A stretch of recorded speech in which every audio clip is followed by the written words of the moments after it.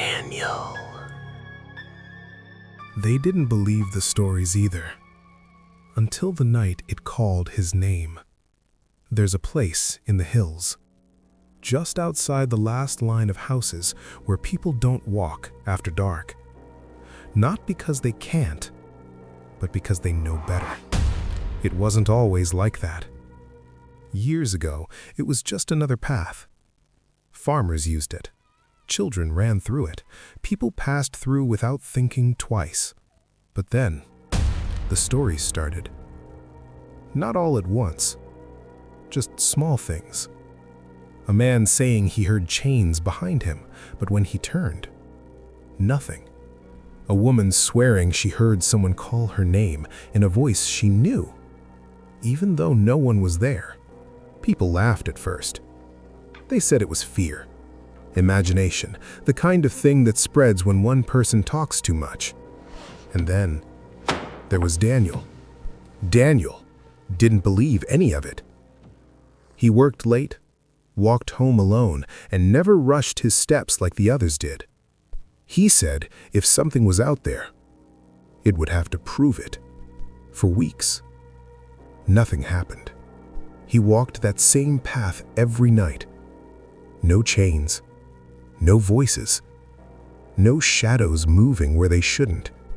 And slowly, people stopped talking about it. They said maybe it was just stories after all. Even Daniel started to think he was right. Then, one night, on his way home, he heard something. Not loud, not clear, just something, like metal, scraping against stone. He stopped. The sound stopped. He waited, listened, and then shook his head. Probably just something in the bush. An animal, a branch, anything but what people said.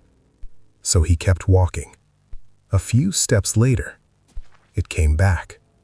Closer this time. Chains, dragging slowly, like something heavy was being pulled across the ground. He turned. Nothing. Just trees. And darkness. That's when it stopped being a story. Because now it wasn't something he heard once. It was following him, step for step. When he walked, it walked. And then, it called him. Not loud. Not like a shout, like someone standing right behind him, speaking softly. Daniel. He froze, because that wasn't fear anymore. That was recognition. It sounded like someone he knew, someone who shouldn't be there. And for a moment, he almost answered, but he didn't. He kept walking, faster now. The sound didn't come back, the voice didn't call again. And after a while, it was quiet. When he reached the edge of the village, he stopped, turned around. Nothing. No chains. No figure. No eyes in the dark, just the empty road. They say he stood there for a long time, trying to convince himself it was nothing. Then he turned to go home.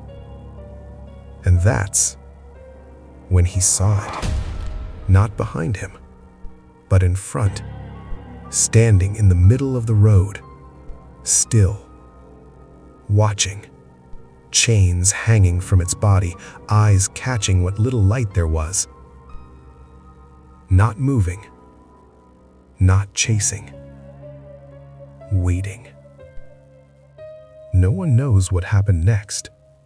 They only know he never made it inside.